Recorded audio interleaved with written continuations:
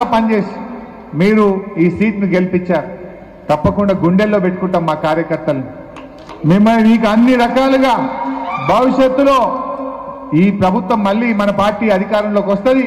ఎప్పుడొచ్చినా మా భద్రాచలం కార్యకర్తలు మా నాయకులను ప్రత్యేకమైన దృష్టితో చూస్తాం. మిమ్మల్ని అందరినీ కూడా కాపాడుకుంటామని చెప్పి కూడా నేను మనవి చేస్తా ఉన్నా. ఇలా భద్రాచలం మరి కరకట్ట కోసం కూడా మనం 39 కోట్లు శాంక్షన్ చేశాం. టెండర్లు కూడా అయిపోయినాయి. నేను ప్రభుత్వాన్ని కోరుతా ఉన్నా, దయచేసి ఆ కరకట్ట పనులు వెంటనే ప్రారంభించండి. మళ్ళీ ఫ్లడ్స్ వస్తే వర్షాకాలం లోపే ఆ పనులను వేగంగా పూర్తి చేయాలని చెప్పి కూడా నేను ప్రభుత్వాన్ని కోరుతా ఉన్నా. ప్రతిసారి వరదలు వచ్చినప్పుడు ఈ జిల్లా ప్రజలకు, ముఖ్యంగా భద్రాచలం పట్టణ ప్రజలకు ఇబ్బంది అవుతా ఉంది. మరి ఆ రోజు కేసీఆర్ గారు 39 కోట్లతో శాంక్షన్ చేయించి టెండర్లు కూడా చేసింది కనుక ఆ పనులను వెంటనే ప్రారంభించాలని కూడా నేను ఈరోజు ప్రభుత్వాన్ని కోరుతా ఉన్నా. మరి ఈ రకంగా భద్రాచలంలో మరి చాలా చక్కగా మీరు పనిచేసినారు. రాబోయే రోజుల్లో కూడా రేపు ఎంపీ ఎన్నికల్లో కూడా మనం విజయం సాధించాల్సిన అవసరం ఉంది. ఇప్పటికి 2 సార్లు వరుసగా మహబూబాబాద్ ఎంపీ మనమే గెలిచాం. 3వసారి కూడా మనమే మళ్ళీ మహబూబాబాద్ ఎంపీని గెలవాలి. వీళ్ళేదో మాట్లాడుతున్న రాహుల్ గాంధీ ఇట్లా మేము అధికారంలోకి వస్తామని. నిన్న రేవంత్ రెడ్డి గారు మాట్లాడారు, కేంద్రంలో రాహుల్ గాంధీ ప్రధానమంత్రి అయితేనే ఈ 6 గ్యారెంటీలు అమలైతాయట. మరి ఈ ముచ్చట మొదలెందుకో చెప్పపోతివి, మొదలే చెప్తా అయిపోవు కదా. ఈ దేశంలో రాహుల్ గాంధీ ప్రధానమంత్రి అవుతాడా? నిన్నేమన్నది మమతా బెనర్జీ గారు, 40 సీట్లు గెలిస్తే ఎక్కువ మీ ముఖానికి అన్నది. మమతా బెనర్జీ గారు పశ్చిమ బెంగాల్ ముఖ్యమంత్రి ఏమన్నది, 543 ఎంపీలు ఉన్నటువంటి లోక్సభలో మీ కాంగ్రెస్ పార్టీ 40 కూడా గెలవది అని మాట్లాడింది. మరి 40 సీట్లు గెలవని ఈ కాంగ్రెస్ పార్టీలో రాహుల్ గాంధీ ప్రధానమంత్రి అవుతాడా? రేవంత్ రెడ్డి తలకిందులు పెట్టి తపస్సు చేసినా రాహుల్ గాంధీ ప్రధానమంత్రి కాలేడు. అయిపోయింది.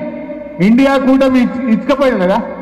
మొన్న మమతా బెనర్జీ బయటకు, నిన్న నితీష్ కుమార్ బయటకు వెళ్ళిపోయి, అటు ఢిల్లీ ముఖ్యమంత్రి కేజ్రీవాల్ బయటకు పోతుందా అని చెప్పి, కేరళలో సిపిఎం పార్టీ మేము కాంగ్రెస్ తో కలిసి పనిచేయమని చెప్పిండ్రు. మీరు కనీసం మీ కూటమిలో ఉన్న వాళ్ళనే కలుపుకపోలేని మీకు ఇవాళ కేంద్రంలో అధికారంలో రావడం అనేది కళ్ళ. వాళ్ళకి ఆ శక్తి లేదు. బీజేపీని నిలువరించే శక్తి ఇవాళ ప్రాంతీయ పార్టీలకు ఉన్నది. ఒక మమతా బెనర్జీకి, ఒక కేసీఆర్ కు, ఒక కేజ్రీవాల్ కు పోరాడే శక్తి ఉన్నది తప్ప మీ కాంగ్రెస్ పార్టీకి లేదు. ఇవాళ మేం కదా కొట్లాడింది. మన అసెంబ్లీ ఎన్నికల్లో మేం కదా బీజేపీని ఓడించింది. మీరేదో ఓడించింది. ఇవాళ మీరు బీజేపీతో కుమ్మక్కైంది. మీరే దొంగతనం చేసిన దొంగలాగా దొంగ అని బిగ్గరగా వచ్చే ప్రయత్నం చేస్తుంది. ఇవాళ ప్రజలకు అర్థమవుతా ఉంది. రేపు తప్పకుండా పార్లమెంట్ ఎన్నికల్లో కూడా ఇవాళ బీఆర్ఎస్ పార్టీ గెలవాల్సిన అవసరం ఉంది. ఎందుకు?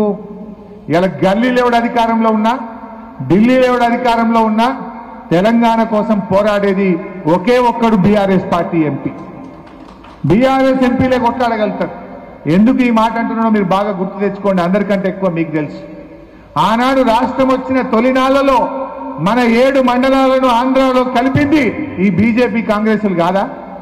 ఎవడు కొట్లాడింది? ఆ రోజు ఒక్క బీఆర్ఎస్ పార్టీ కొట్లాడింది. 7 మండలాలను ఆంధ్రాలో కలుపుతూ బీజేపీ బిల్లు పెడితే ఆ బిల్లుకు మద్దతు ఇచ్చింది కాంగ్రెస్ పార్టీ. కానీ దాన్ని నిరసించింది, తెలంగాణ బంద్ పిలుపునిచ్చింది కేసీఆర్ గారు, బీఆర్ఎస్ పార్టీ. ఇవాళ ఏమైపోయింది మన భద్రాచలం పరిస్థితి?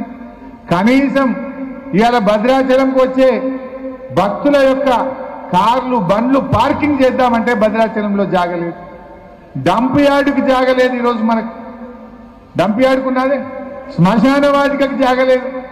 శ్మశాన వాటికకో, డంప్ యార్డుకో, పార్కింగ్కో జాగ లేకుండా భద్రాచలం చుట్టూ మొత్తం ఆంధ్రాకి అప్పచెప్పి ఇవాళ భద్రాచలంకి అన్యాయం చేసింది ఈ కాంగ్రెస్ బీజేపీలు కాదా?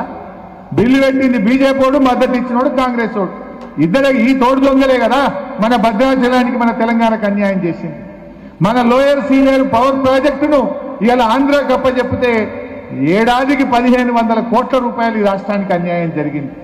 దీన్ని అప్పచెప్పింది కాంగ్రెస్ బీజేపీలు కాదా? మరి నిన్న ఇలా పరిస్థితి ఏందే?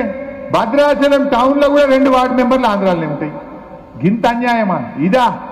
ఎంత పద్ధతి లేకుండా ఈ పట్టణంలోని 2 వార్డులు కూడా ఆంధ్రలో కలిపి ఆగమాగం విభజన చేసి ఇలా తెలంగాణకు అన్యాయం చేసింది కాంగ్రెస్ బీజేపీలు కాదా? అరే నిన్న కూడా ఏం చేసిండ్రు, తెలంగాణ ప్రాజెక్టును ఆయన ఢిల్లీకి అప్పచెప్పిండ్రు. మళ్ళా కాంగ్రెస్ బీజేపీలే ఇస్తావా ఇయ్యవా అని బెదిరించినోడు బీజేపీడు, అప్పచెప్పినోడు కాంగ్రెస్ వాడు. ఇద్దరు కలిసిండు మన ప్రాజెక్టులు ఢిల్లీ చేతిలో పెట్టి తెలంగాణ ఓట్లో మట్టి కొట్టే ప్రయత్నం చేసింది. ఈ పార్టీలైనా మాట్లాడారు. మళ్ళా నిన్న ఎవరు మాట్లాడారు? మన నామా నాగేశ్వరరావు గారు, మన కేశవరావు గారు నిన్న ఢిల్లీలో పోయి కేంద్ర జలవనరుల శాఖ మంత్రిని పట్టుకొని ఎట్లా తీసుకుంటావు మా ప్రాజెక్టులు, మా తెలంగాణకు ఎట్లా అన్యాయం చేస్తామని